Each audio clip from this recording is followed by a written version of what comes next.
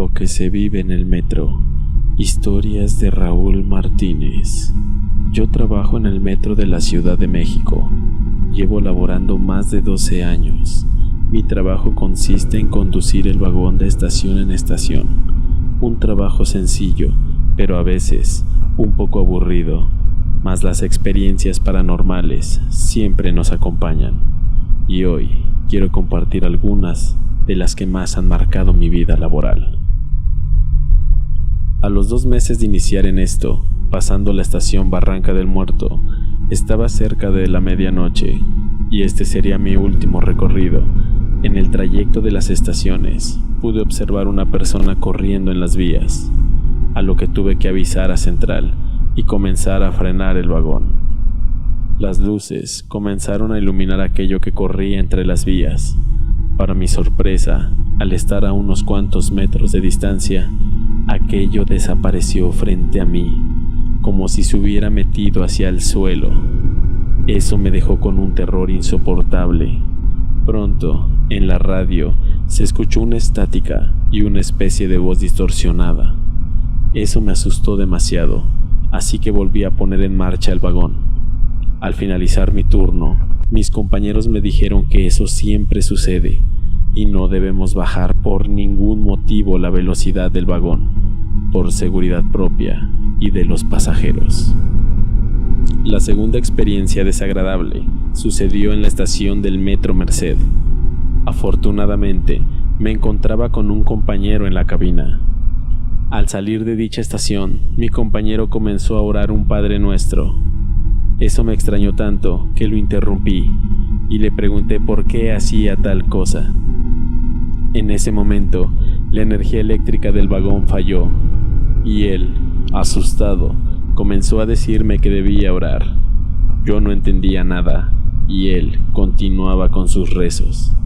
La luz pronto se estabilizó y al observar, frente a mi ventanilla, había una mujer de un aspecto demoníaco.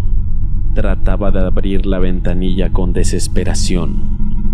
Yo me quedé en shock y mi compañero me dijo: reza, o ella va a entrar y quién sabe qué sucederá. Admito que no soy un hombre de fe, pero aquello que estaba frente a mí hizo que comenzara a rezar lo poco que sabía. Esos segundos se convirtieron en minutos, pero casi al llegar a la siguiente estación, esa mujer saltó hacia la oscuridad.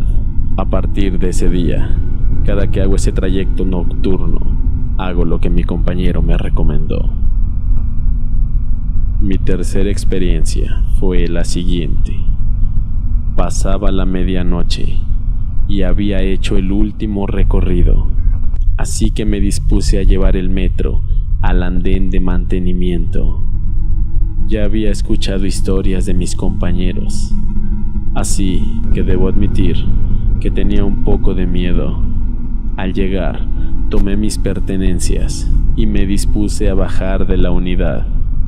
Al caminar entre los vagones, comencé a escuchar voces detrás de mí. Yo traté de ignorar la situación y continué mi camino. Me daba la sensación de ser el único en ese lugar. No estaba el personal de limpieza ni el guardia de seguridad. Eso me perturbó un poco, ya que lo que escuchaba provenía de los vagones, que se veían vacíos. Pero lo que rompió mi calma fue la voz de una niña que intentaba llamar mi atención. La voz provenía de arriba del vagón. Giré mi cabeza para observar, pero no había nadie. Nuevamente escuché aquella voz que me invitaba a jugar, seguida de esa escalofriante risa infantil. Yo no soporté más la situación y corrí sin detenerme hasta llegar a la salida de ese lugar. Estando ahí, todo volvió a la normalidad. Debo mencionar que agradezco solo haber escuchado eso y no haber visto a esa presencia. No sé qué habría sucedido de ser así. Esta experiencia es muy desagradable para mí. Es muy cotidiano que en las estaciones del metro los niños se extravíen, pero en esta ocasión un niño se extravió de una manera muy extraña. Eran las 6 de la madrugada.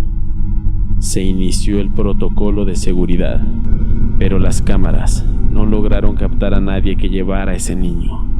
En la videograbación solo se observa en un parpadeo a su madre con él, y posteriormente el niño desaparece sin explicación alguna. Aún recuerdo que él llevaba una chamarra roja con un osito bordado y unos pantalones cortos. Esa fue la descripción que se dio. Ya habían pasado unas horas y yo aún continuaba pensando en aquel niño y el sufrimiento de su madre. Como una situación normal, hicimos una parada breve en medio de 2 estaciones. En el túnel pude divisar algo rojo moverse, pero las luces del vagón no podían aluzar bien aquello que observaba a la distancia. Pensé que era el niño. Saqué mi linterna, descendí de la unidad y comencé a aluzar eso que veía, pero pude observar una figura de una mujer que llevaba en sus manos lo que parecía un bulto, y estoy seguro era la chamarra roja. Inmediatamente abrí la puerta e intenté notificar por radio, pero este no daba señal. Sabía que era el niño extraviado, pero ante mis ojos esa mujer desapareció. Corrí hacia aquel lugar. Solo pude encontrar aquella chamarrita roja completamente desgarrada. En ese momento, el semáforo cambió a verde para poder avanzar. Regresé a mi unidad confundido e inmediatamente entrando a la estación, avisé a seguridad. Jamás pudieron encontrar a dicha mujer ni al niño, y lo único que tenía como prueba era esa chamarra de aquel desafortunado infante. Debo mencionar que los túneles no solo están infestados de alimañas y roedores. Si prestas atención cada vez que entres a la oscuridad del túnel, podrás divisar siluetas muy extrañas, algunas estáticas, otras tratando de alcanzar los vagones. No tenemos idea de qué pueden ser aquellos seres que solo parecen ser sombras, pero todos hemos notado que les gusta mucho pegarse a las ventanas, sobre todo en el horario nocturno, cuando ya no hay tantas personas en los vagones.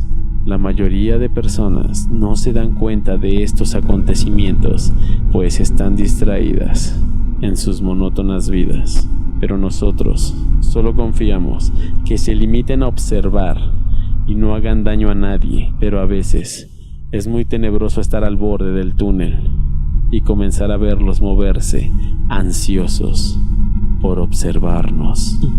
Muchos suicidios realmente no son efectuados voluntariamente por las personas que perpetran dichas acciones. Seguridad ha notado que en varios videos siempre se observa un ser negro atrás de las personas que minutos después se quitarán la vida.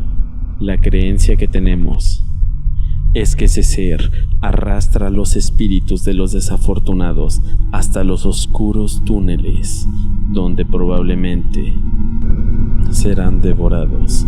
Esto no se abre a conocimiento de todo el público en general, pero en los oscuros túneles del metro, no revelaré la ubicación, hay un altar. Creemos que es para apaciguar el hambre de ese extraño ser. Este altar está oculto a la vista de las personas, pero creo que a este no le interesa mucho el altar. Creo que finalmente esta es la peor experiencia que he tenido, pues tuve un encuentro con ese espectro. Él es muy alto, es oscuro, pero a pesar de eso se pueden distinguir perfectamente sus ojos, los cuales son similares a los de un gato o una serpiente, y ellos no reflectan la luz, tienen un brillo propio. Ese ser emite un olor a putrefacción insoportable. Al tenerlo cerca, el miedo me invadió y yo no detuve la marcha de mi unidad. Sentí que arrollé algo. Después, personal de seguridad me hizo detenerme antes de llegar al andén. Lo que desgraciadamente arrollé fue una persona. Todos la conocíamos. Era una señora de edad avanzada que vendía dulces afuera de las estaciones. Aún no me explico cómo pudo entrar a ese lugar sin que nadie lo pudiera notar, pues la señora cojeaba y no tenía mucha fuerza en sus manos. Actualmente, todos hablamos que nuevamente ese demonio que habita en lo oscuro de todos los túneles del metro cobró una vida más.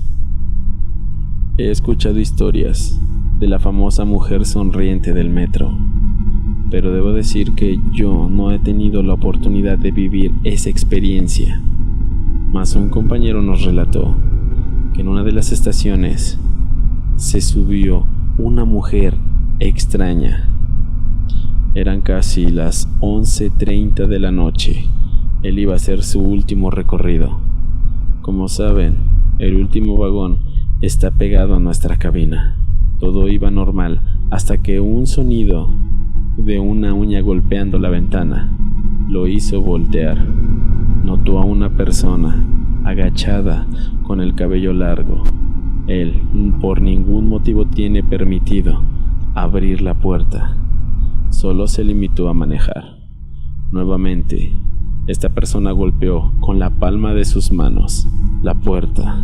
¿Cómo había pasado eso? En medio del vagón y nuestra cabina hay una separación.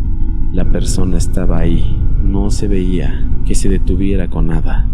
La velocidad del tren era considerable. No se cayó a las vías. En ese momento, él narra que aquella persona alzó la cabeza y poseía una sonrisa siniestra.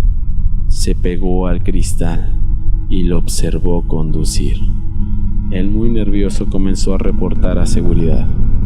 Inmediatamente, varios guardias lo esperaron en la estación siguiente. Él notaba a la persona en todo momento intentando abrir la puerta, pero siempre con su mirada fija y su sonrisa tan diabólica que lo hacía perder la cabeza en cada minuto que pasaba. Cuando finalmente llegó a la estación, los guardias se acercaron a la cabina, pero ahí no había nada, no había rastros de nada. Él, desconcertado, se bajó. Uno de los guardias lo acompañó hasta el andén. Esa es una historia que me dejó marcado, pues no quisiera yo toparme con la mujer sonriente, pues este espectro no solo molesta a los usuarios del metro, sino también a los que laboramos en él. Esperamos que estas historias hayan sido de tu agrado. Las envía Raúl Martínez, un trabajador del gran sistema colectivo metro de la Ciudad de México. Los esperamos en el siguiente video de lo insólito en tus noches de insomnio.